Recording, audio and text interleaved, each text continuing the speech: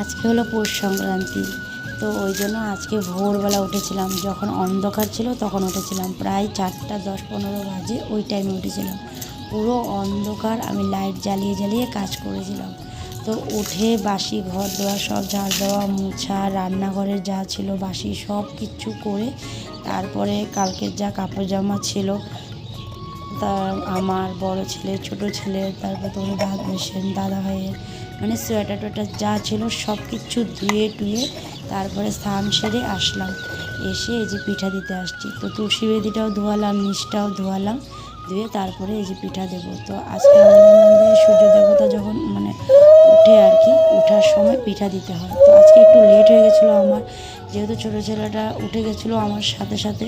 তো ওকে আবার ঘুম পাড়ালাম, তারপরে আমি আবার কাজে হাত দিলাম। তো ওই জন্য আমার একটু লেট হয়ে গেছিলো। তো আমি যখন মানে সূর্য দেবতাকে পিঠা দিই তখন সূর্য দেবতা পুরোপুরিভাবেই মানে উঠেই গেছিলো আর কি। তো ওই জন্য আমার একটু লেট হয়ে গেছিলো। তো এদিকে দেখো নিচে দেওয়া হয়ে গেছে পিঠা, এখন ওপরে দেবো। তো চালের গুঁড়াটাকে একটু জলের মধ্যে গুলিয়ে নিয়েছিলাম, তারপরে আমার সিঁদুর, যে আমি যেটা দিয়ে সিঁদুর দিই, সিঁদুরদানি, সেটাই নিয়ে মানে সিঁদুরের যে ডাব্বাটা ওটাই নিয়ে চলে আসছিলাম। তো ওইখান থেকে একেবারে সিঁদুর দিয়ে দিচ্ছিলাম।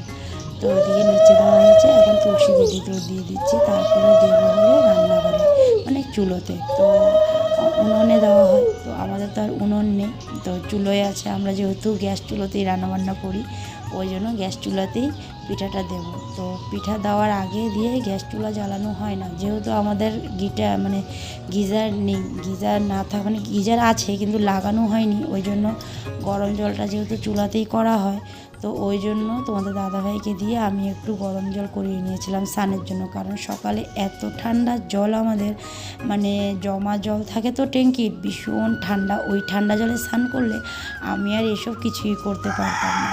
তো ওই জন্য তোমাদের দাদাভাইকে দিয়ে অল্প গরম জল করিয়ে নিয়েছিলাম। তো মানে পিঠা দেওয়ার আগে জ্বালায় না, কিন্তু ওই গরম জলের জন্য একটু জ্বালাতে হলো আর কি। তো এই পিঠা দেওয়ার পরে দিয়ে গ্যাস চুলা জ্বালানো হবে, তারপরে রান্না বা সকালের খাওয়া সব কিছুই করা হবে। আর আমাদের মধ্যে আজকের দিনেই পিঠা বানানো হয়, সংক্রান্তির দিনে, তার আগে পিঠা বানানো হয় না। তো আজকেই আমাদের পিঠা বানানো হবে। তো কার কার এরকম নিয়ম আছে সেটা আমাকে কমেন্টে জানাবা। আমাদের মতন তোমাদেরও কি এরকম নিয়ম আছে সেটা।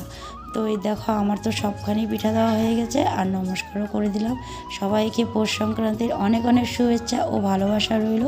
সবাই ভালো থেকো আর সুস্থ থেকো। ভগবানের কাছেও এই প্রার্থনা যে সবাই যাতে ভালো আর সুস্থ থাকে।